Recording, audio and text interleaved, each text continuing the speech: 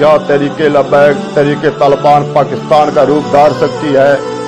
एक वक्त था जब कायदे आज़म ने कहा था कि हमें अफगानिस्तान के बॉर्डर पर फौज रखने की जरूरत नहीं, इसकी वजह हमारी गयूर पख्तून कौम थी। फिर एक वक्त आया हमारा सबसे गैर महफूज बॉर्डर भी वही बन गया।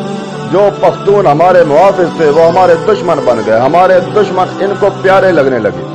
इनसे ना हमारे बाजार महफूज रहे ना ही मस्जिदें। आखिर ऐसा क्या हुआ कि हमारे अपने पराये हो गए? जी, हमारे गलत हुकूमती फैसले इस तबाही का सबब बने।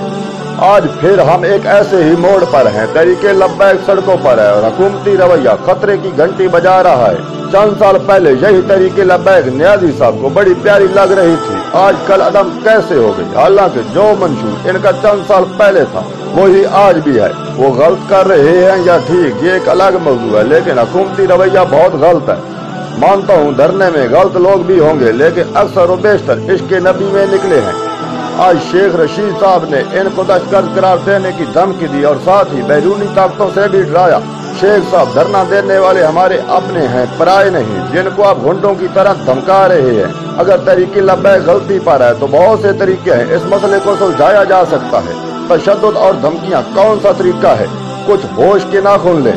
जिन बैरूनी ताकतों से आज आप तहरीक लब्बैक को डरा रहे हो, याद रखो तारीख गवाह है, पाकिस्तान के हर बागी की पुष्ट पनाही इन्हीं ताकतों ने की है। मैं हुक्मरानों को बता देना चाहता हूँ, अगर आपने वही गलती की जो आपने पख्तूनों के साथ की, अगर तहरीक लब्बैक तहरीक तालिबान पाकिस्तान का रूप धार गई तो इसका मुअज्जब आप होगी।